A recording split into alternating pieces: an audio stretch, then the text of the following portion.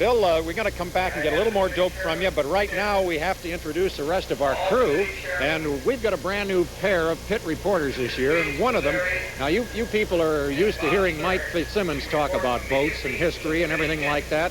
One of the few people that can stay with Mike off the top of his head is a brand new pit reporter for us this year, and we're just tickled to death to have him on the crew, and I'm going to bring him in right now, and that is Steve Montgomery.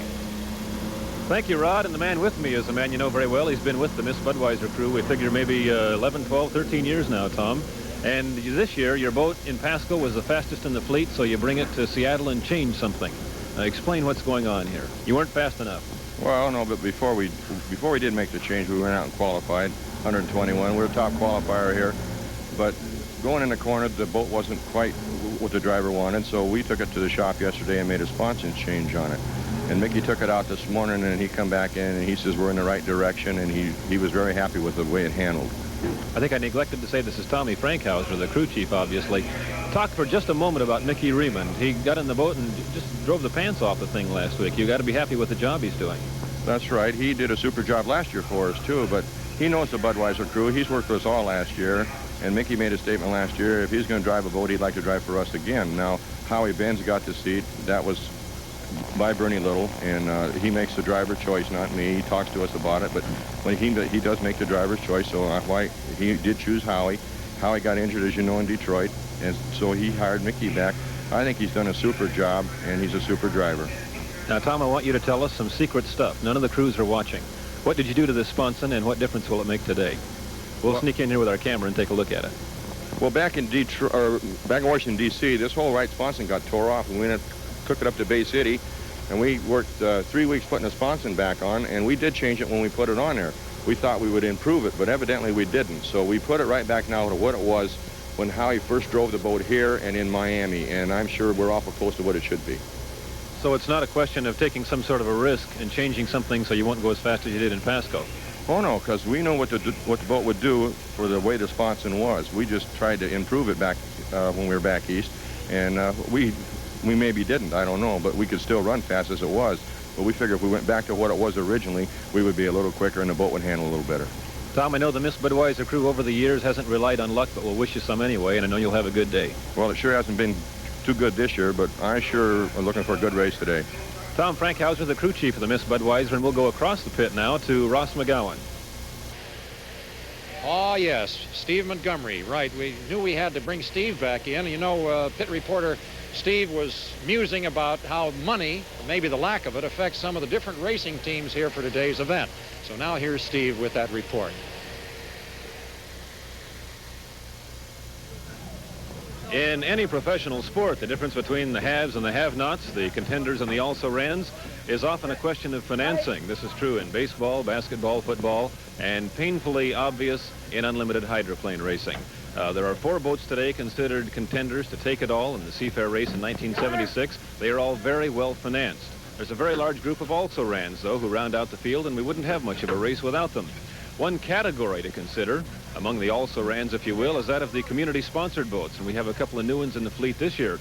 This one has changed its name. This is the Miss Madison, which has campaigned for many years under that name, and has picked up a few dollars this year from Linwood, Washington. And Linwood has a boat in the 1976 Seafair race. That's their first community effort sponsoring an unlimited hydroplane. The differences between working on a boat like this and one like the Budweiser, the US, the Olympia, or the Atlas Van Lines are rather obvious. Here you see volunteers, people who work at other jobs, mostly in the city of Madison, and work on their hydroplane as a hobby, so to speak. It's a hobby that takes a lot of time, but obviously can be very rewarding when you're having a good day, and a great deal of fun. The crews are not paid anything except expenses when they're lucky. This, of course, quite a contrast to the larger, more professional crews. There are, of course, boats that have had some success running as community-sponsored boats, the Madison being one of them. They did win a race, the Gold Cup race, as a matter of fact, and they won the race in Pasco that same year, about 4 years back. The other cities that have been involved as community sponsors include Spokane with the Lilac Lady, Owensboro, Kentucky, Miami. Everett's had her name on a couple of boats. None of them great success, of course, usually a 3rd or 4th place finish. And if someone in the living room mentioned the fact that The Myra Slovak Miss Wahoo was named after Wahoo, Nebraska. Tell him no fair, because that boat was owned by Bill Boeing Jr., who named it after his wife's hometown. This is the U-66, a boat that's been around for over a decade in unlimited racing, being raced this year by Doug McIntosh of Kent, Washington. This is a boat which is not even sponsored by a community, and sometimes those boats have the most serious financing problems of all. The crews, again, are mostly volunteer. They're in unlimited racing because it's a lot of fun. They don't have a lot of fancy equipment to work with. Usually, they're in a situation like this on race day morning, trying to get the boat healthy enough to go out and qualify and make the race. We have a group of boats like that in the pits this year who acquired sponsors within the last day or two, this being one of them, the U-70 being another, and the U-56, the Miss Everett, which has a sponsor as of last week. The situation here is quite a contrast when you look at the rolling stock, meaning the trailer, the trucks, the attitude of the crew, the organization of the crew. Of course, they aren't full-time and they can't be quite as organized as, say, the Budweiser crew, but the spirit is there. These people are having fun boat racing. They're in a rich man's sport. They are not rich men, but they're very much a part of the sport. And without them, we wouldn't have much of a fleet. If you compare this camp to, say, the Miss Budweiser, which is parked 5 boats up the beach, you'll see some interesting differences. It's a good possibility, for instance, that the chrome wheels on the trucks of the Miss Budweiser camp are worth about as much as this entire camp. And as you look around the Budweiser camp, you'll see a crew of 6 full-time hydroplane mechanics who work out of a hangar at Boeing Field, which is well stocked with engines, equipment, would do any body shop proud. The rolling equipment includes an 18-wheeler. There are 2 of those in the Seafair pits this week. A bus, which is owned by the owner, Bertie Little, is valued at something over $100,000, reports say. A nice little apartment in the front of the bus for the driver, Mickey Riemann, to change and relax. This crew, as I mentioned, works full-time the year around, and when race day comes, there is no question about what each member is supposed to be doing. This, of course, is the way to do it if you can afford it, but many boats can't. It's no real coincidence that the 4 boats considered contenders today, which are the Budweiser, the Olympia, the Atlas, and the Miss US, all have budgets of $135,000 to $200,000 a year for unlimited racing. And it's also no coincidence that the 2 boats given the best chance to upset them are probably the Miss Verners and the U-95 Sunny Jim, and they would rank somewhere in between the real have-nots and the 4 boats I just mentioned. So why then bother if your name is Doug McIntosh and your boat is the U-66, or if you're Tad Dean campaigning Barney Armstrong's machine, or you're the nice people from Madison, Indiana, who are a long ways from home? Well, you only have to look at the faces of these people to answer that question. They enjoy what they're doing very much. They're an important part of unlimited racing, and without them, we'd have a 4-boat field. It wouldn't be much of a race. Well, speaking of the people on the beach, let's go back to the pit area now, and we're going to either Steve Montgomery or Ross McGowan. We'll go to Steve Montgomery. Steve? Ray, the man with me is the other guy in Heat 1A, Jerry Bangs, driving the Miss Verners. Jerry, there's a rumor in the pits that you told the doctor you didn't feel well and couldn't go in 1A. Any truth to that? No, that's just a joke. It's a very tough heat, and naturally we'd always like to start an easier one. What are you going to do, Jerry, besides keep your ears plugged? You said there'd be a lot of noise with all those Rolls engines. Do you have any reason to really go racing with these guys in 1A? Oh, I think we've got a very good reason. We've been waiting all year to work the bugs out, to see how fast this boat really is, and if the boat starts and runs well, it'll be a good time to find out how we compare. So if you're at the starting line, you'll race with them then? That's right. I'm going to race until the positions are fixed. There's some point in the race where it would be silly to warp the engine any further, but I certainly expect to run down in this first turn and through the first turn and find out what's happening. Good luck, Jerry. Jerry Bangs, driver of the Miss Verners in Heat 1A. Let's go to Ross McGowan. He's with the Vans PX. Remember, the number 2 finisher in 1A was the Olympia beer, and the Budweiser, which did lead for a while, conked out, and went dead in the infield. Here's Steve Montgomery. Points in a comfortable position in 1A. Did everything go according to plan, Bill?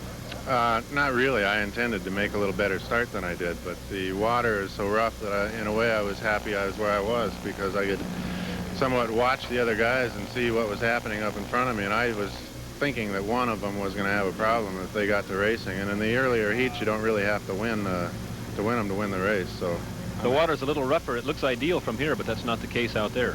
No, it's very, very rough out there. This is one of the roughest days I've ever seen here. Bill, your strategy, if you had been close to the leaders, would you have gone after them? Is it worth the gamble this early? Not as rough as it was, no. It's a long day yet. I have one more heat to go, and I want to make that final. Now, with Budweiser down in the water, they're going to have a tough time getting into the final heat. Are you happy now with the handling? I know you've been changing things. No. It could still be better. Right. When you get rough water like this, why all the bad characteristics of the boat come out. And before our accident in Detroit, the boat was probably one of the best riding hulls I've ever been in. But it's completely different now. Thank you very much, Billy Shoemaker. We'll watch for you in Heat 2 and later perhaps in the final, okay? I hope so.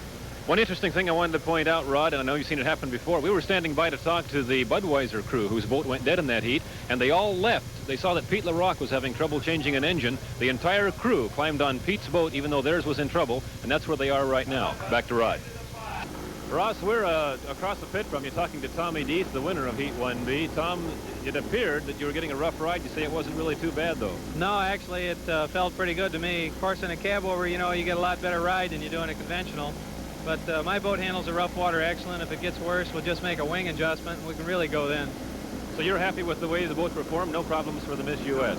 No, no problems at all. I'm just kind of anxious to get in a heat with Bill Muncy. It's kind of fun to win a race in Seattle, isn't it? Even if it's just a heat. Yeah, even though it's just a section of a heat, it's rather enjoyable. It sure beats burning. Tom, last Sunday at 5 o'clock, did you think you'd ever be here? No, I had my doubts last Sunday at 5 o'clock, but about 11:30 Sunday night, I had a talk with Bill Newton, and we settled our differences, and I was really looking forward to coming racing in Seattle. Glad to be here. Great place to race. Well, you run the same engine in Heat 2. No, I think we're going to put the other engine in and get ready for the final. We're going to put a little time on this other engine that we have. It runs a little bit stronger. Get ready for that final heat. So the Miss US is performing well. They're healthy. We'll look for them in Heat 2. Back to Rod Belcher. Once again, pit reporter Steve Montgomery has a story at the Miss US camp. Rod, you're looking at the famous hole in the side of the Miss US. It wasn't there day before yesterday. As you can see, it has been welded, Healy arc welded. This is aluminum, of course, as part of the boat, and riveted rather well. More rivets in that than you'd put normally in the wall of your house if you were repairing something. As Mike explained earlier, there's a fuel tank on board beside the engine in an area just inside this. This is called the non-trip or afterplane. They call it a non-trip. It's sloped in like this so that as the boat skips sideways, if anything, it'll skip over the water rather than having a tendency to dig in.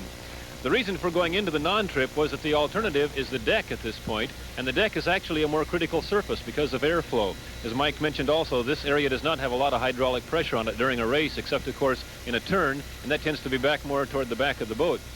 The Miss US burns a rather exotic fuel known as methanol. It's a form of alcohol, and it's extremely dangerous if you get it around fire. It's the kind of thing you see burning at Indianapolis, the flames you can't see that are very dangerous for drivers and other people. In fact, this boat burned to the water line at the Sandpoint race.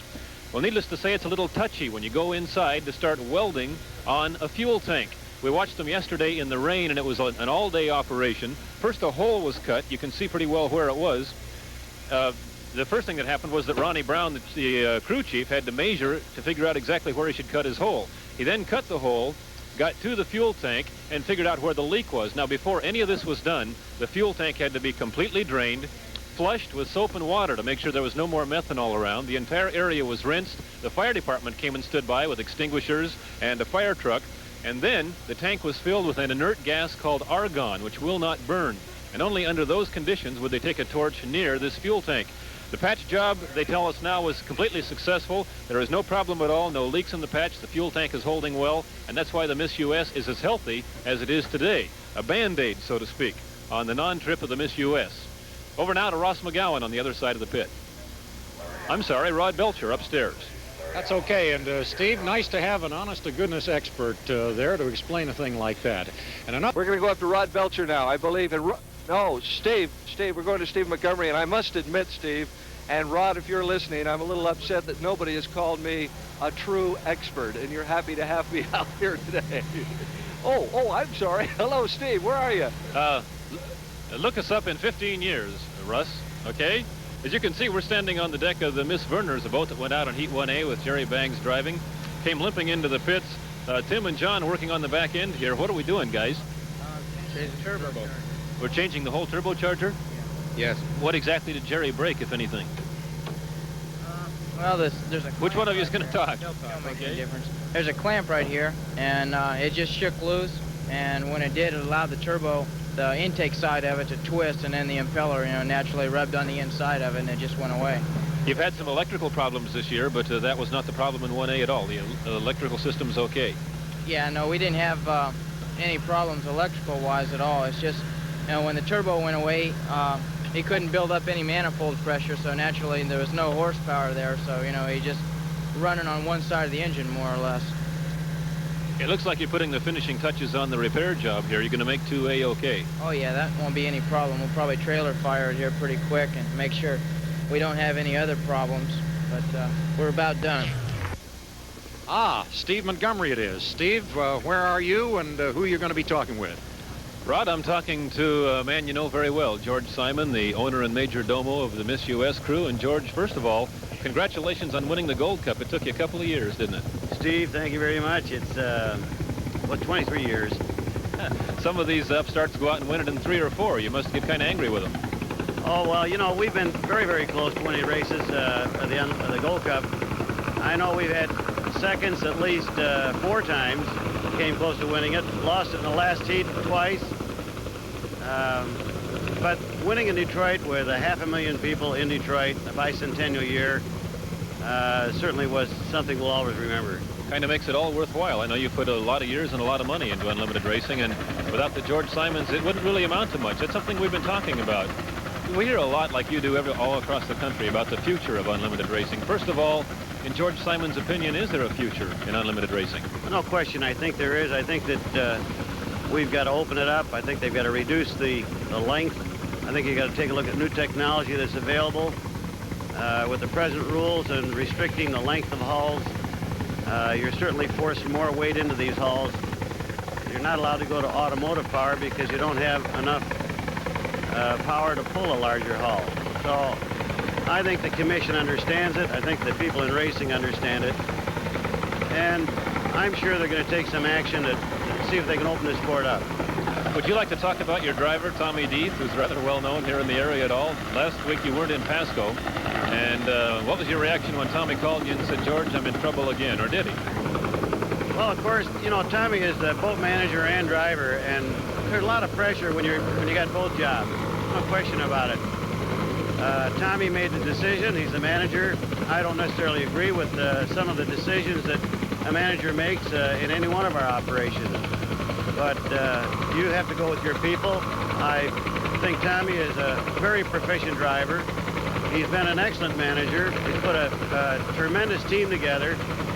As you can see, our performance in Detroit and even in the other circuits, we've been running second, but we've been able to increase on the technology that we're working on. I'm very optimistic that before the end of the season, we'll have it all together. Can't be unhappy with the way the boat looked in the first heat today. No, not at all.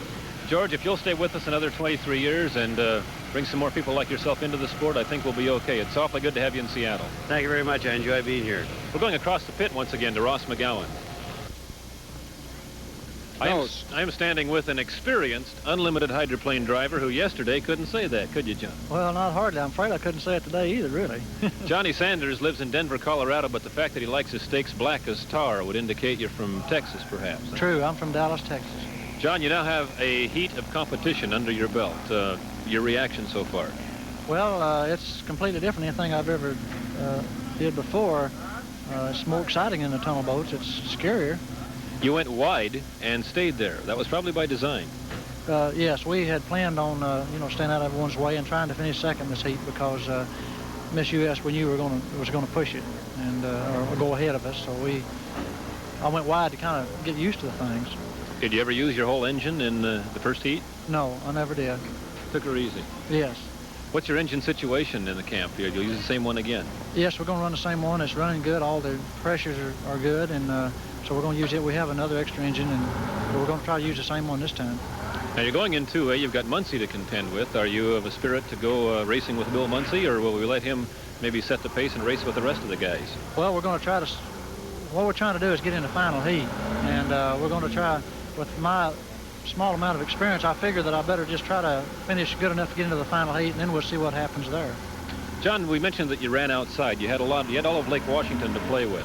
What would happen if you were coming to the starting line, say in the final heat, and found yourself on the inside? Does that require some driving techniques that perhaps you'd like to practice a little bit before you end up there? Well, I probably would like to practice them a little bit, but I think I could handle it all right. I've driven dual engine hydros before, and I think I can get the boat around the corner fine, but probably not as fast as most of the rest of them. Besides Muncie, you'll be racing with Van's PX, Barney Armstrong's machine. Do you know the rest of the field? Verner's and myself. We have a question coming from the barge. Go ahead, Mike. Well, Steve, as long as I had you there, and this really isn't pertinent to Johnny, but you can put it to him, and nevertheless, because his boat is constructed under similar materials, I'd like to talk about a minute. Bill Muncie, his crew chief, Jim Lucero, suggested that boat still has 3 or 4 good years left in it. It's built of honeycomb aluminum. On the other hand, Billy Shoemaker of the Olympia Beer says the honeycomb aluminum is not the way to go. He says that boat is feeling the strains and the growing pains, if you will, and the aches and pains of having had some hard racing for 3 years. What about the honeycomb? In the pits, what's the kind of scuttlebutt you get, Steve? Might be a good idea to get into that perhaps when we're not talking to Johnny. There are arguments both ways, as you know. One of them involved, what we're doing, Johnny, we'll just clue you in here, is talking about the construction of these boats. As you know, yours, the Sunny Jim, is honeycomb aluminum, which is kind of the latest thing in boat racing. And there is an argument whether this boat, in fact, will last forever, which some people think, or whether the honeycomb even compresses a little as the nuts and bolts wear in it. And perhaps they tend to shake themselves apart a little bit sooner. You're new to the sport. Have you seen honeycomb used in other boat racing, for instance? Not other boat racing, although I have seen it used in aircraft, and it's very, very durable there. I realize it's a different condition, but I think it's good. You think it could last as long as aircraft plywood or aluminum or something? Well, I'm not an expert on it, but I just tend to think that it may. If someone offered you a ride in, well, say Bill Muncie's boat, say 2 years from now, it had a new sponsor, a new owner. The boat then would be 2, 3, 4, 5, 6, getting close to 7 years old.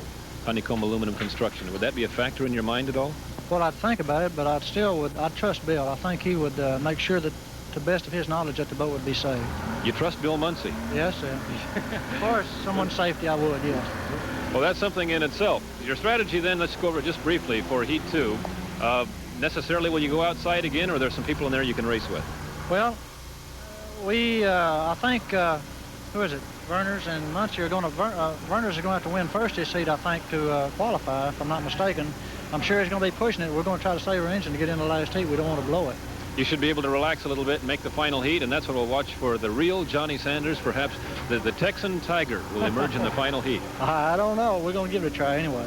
John, you're a person we're all very glad to have in Unlimited Racing. We wish you the very best of luck, and the boat's performing pretty well for you. Pete LaRock, for a poor kid, has brought this camp a long ways, hasn't he? This is what I understand, yes. I haven't known Pete but about 3 or 4 days now, but he really seems like a nice guy. I know he's happy with his driver, and we're glad to have you in Seattle. Hope you come back often. I sure like it here, and I hope to. Johnny Sanders, what we'll do, Mike, I saw some of the Jones family in the pits, and if we can catch up with Ron or Ted, we'll corral them and talk about honeycombed aluminum. It's a very good question, and one we should pursue when we have a minute. Let's go back to Rod at Pit Central. Now you have 3 boats already that it cannot catch. The Atlas with 800, the Sunny Jim 600, and the Vans PX 450. We can get into that a little bit later, but right now we go quickly to Steve Montgomery.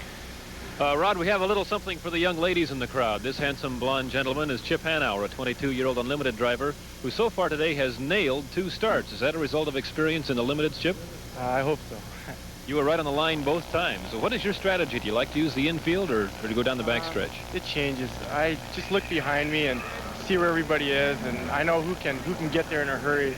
And it's just a matter of feeling out where everybody is and trying to control the area. How are the butterflies at this point? I know it has to be a little nerve-wracking your first week in Unlimited. The butterflies aren't too bad. I'm just concentrating on making good starts and doing the best I can. And if your head's really into it, then the butterflies don't have a chance.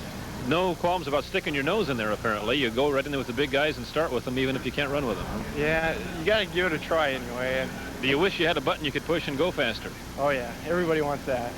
A question from the barge. Hold on 1 second. Go ahead, Mike. Yes, Steve. You were talking about him putting his nose right in there. One thing you got to compliment Chip Hanauer on, his starts have been excellent. They are very professional starts. He's right on the line, right at the gun. True, he doesn't have the acceleration that some of the faster hot dogs do, but nevertheless, he has all the makings of a real winner. Ask him about the timing. What is he doing that's different than the other guys are doing? Because he is getting that boat right to the line. We just talked about that, Mike. I want to mention something that you'll appreciate, being a limited racer.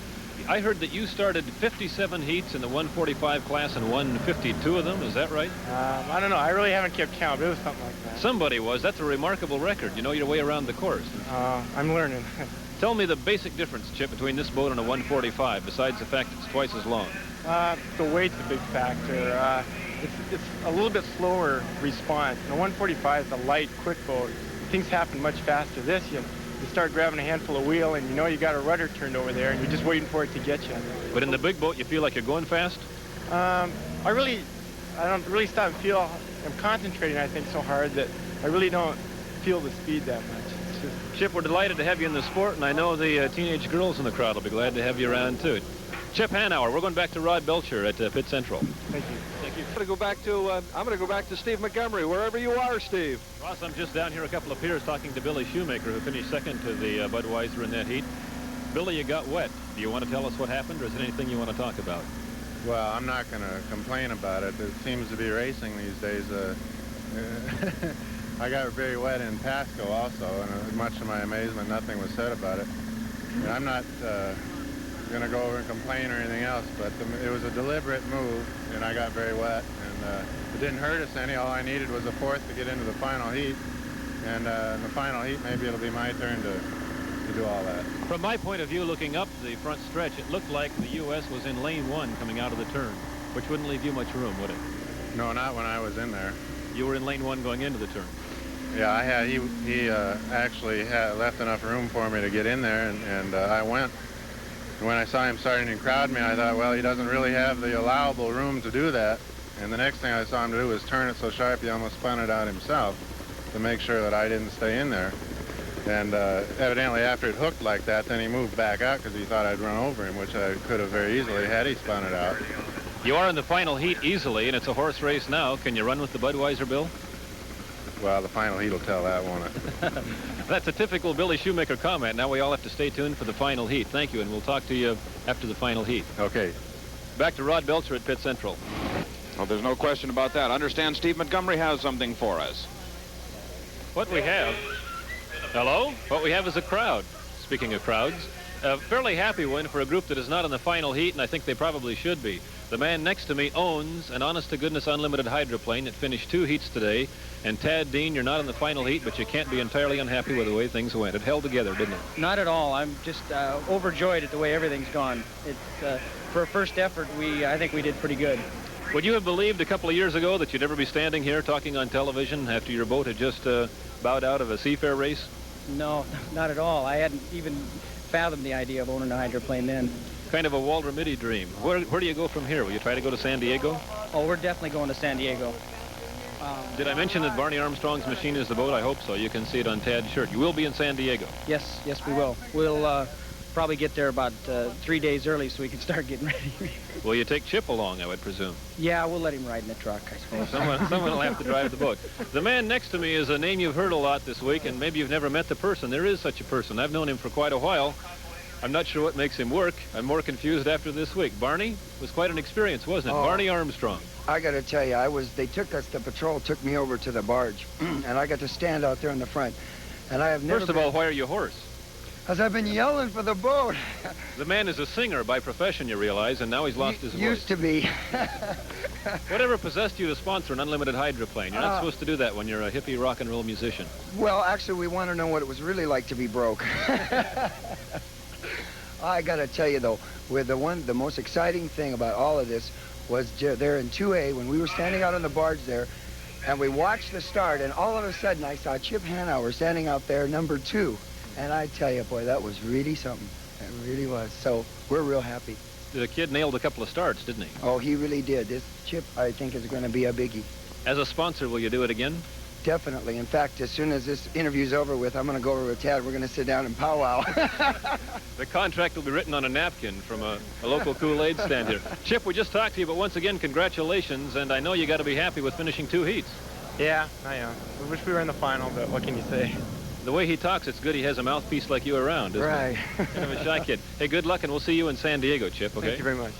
Tad, you have to be happy with a driver who comes out here in his maiden voyage and nails 2 starts like that. Did that surprise you at all? Oh, it was beautiful. not only just the way the 2 starts went, just starting the boat properly and everything is quite an accomplishment for any driver. I mean, there's been drivers that have been doing it for years that haven't started half as good. So we have what you call a happy loser, and that's really the way the sport should be, perhaps. The whole group here is rather tickled. In fact, if the winner at the end of the day is this happy, I'll be surprised. I believe Steve Montgomery has something for us. Steve.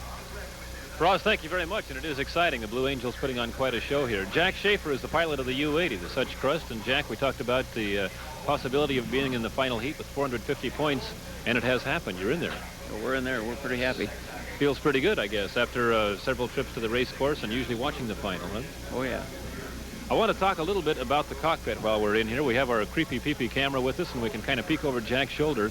If I were to hop in this boat tied up at my dock on Lake Sammamish and want to go water skiing, how would I get the thing started, Jack? Can you explain the starting procedure a little bit? Well, it's fairly simple. It's a very simple panel. We just have the switch does nothing, and these are just the 2 magneto switches, and we turn them on. And we turn the fuel pump on down here, and the starter, we just push one down, let it wind up a little, and push the other one up, and eventually it should start. Speaking of starting, it started rather quickly for you this year. It actually always has. It's always been a very easy boat to start, except for on damp mornings. We have to prime it with gasoline, but we've never had any trouble starting it.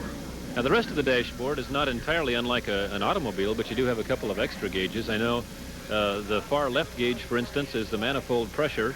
Right. And that's very important to the driver, isn't it? Yeah, we drive quite a bit on manifold pressure. We don't want it to go past 100 inches. We're using more than most of the fellows with a Turbo Allison. We have a different set of blowers than they do. Mainly reason we don't want to go past 100 because the gauge only goes that high. We don't really know what the potential is. But above 100 is where you start breaking bottoms and things like that. Right. Can you actually, is the speedometer accurate at 150, 160 miles an hour? Well, we don't know how, we're questioning that. It's supposed to be accurate. This particular speedometer is a Caracal speedometer. It's filled with glycerin, and the needle doesn't fluctuate. It stands right where it's pointing. Now, we don't know how accurate it is, but mainly we're using it for a base figure to drive off of, and what it really reads is kind of unimportant. So between the manifold pressure and one more gauge to the right, the RPM gauge, right, the tachometer, you know pretty much what the engine's doing, and that's the important thing. Right. How many revolutions are you turning now with your Turbo Allison? About 3,700 right now. Of course, we're not really pushing it hard, and when we get the boat sorted out, we'll probably run about 4,000.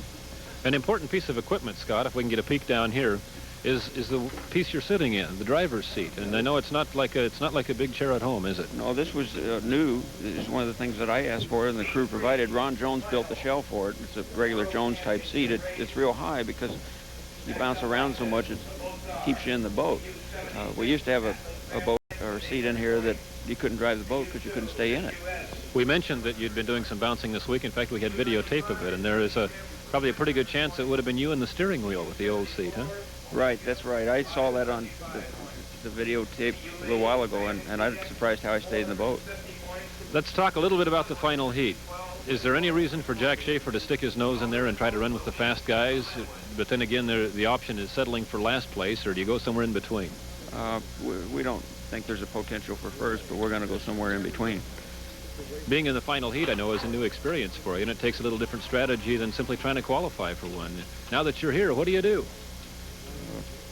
We're just going to go as fast as we can and hope the equipment doesn't break. Do you have any preference as to inside, outside, in the middle? I think I want to stay on the outside of the faster boats because you could really get clobbered down the first corner. But I'm going to go for wherever it looks good. Jack, let's talk a little bit about the future of Jack Schafer. You've got a year in Unlimiteds now, 3 or 4 races under your belt. You've proven you can handle the boat. Would you be interested in a better ride? Do you think perhaps Bob Patterson will provide you a better ride someday? Well, I think they'll get this boat working, and every time we run it, it's a better ride. Is there any talk in this camp about a lighter, quicker hull? There hasn't been so far. Would you like there to be? Oh, I think so.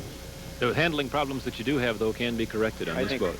I think we can correct them by the next race. I think basically all we have to do is get a propeller with a lot of rake in it, and it'd bring the tail down, lift the nose up, and we can go better. What's happening, we're getting up to about 130, and the boat's rolling over on its nose and starting to plow on the sponsons, and it just takes 3 Grillos to keep it going straight. The crew, we want to say 5 seconds worth of praise for them. They are a bunch of high school buddies from California. Right. They've done quite a job for you. Oh, yeah. Jack, congratulations again on making the final heat, and we will watch for you there, and we'll be back here at Lake Washington in just a moment.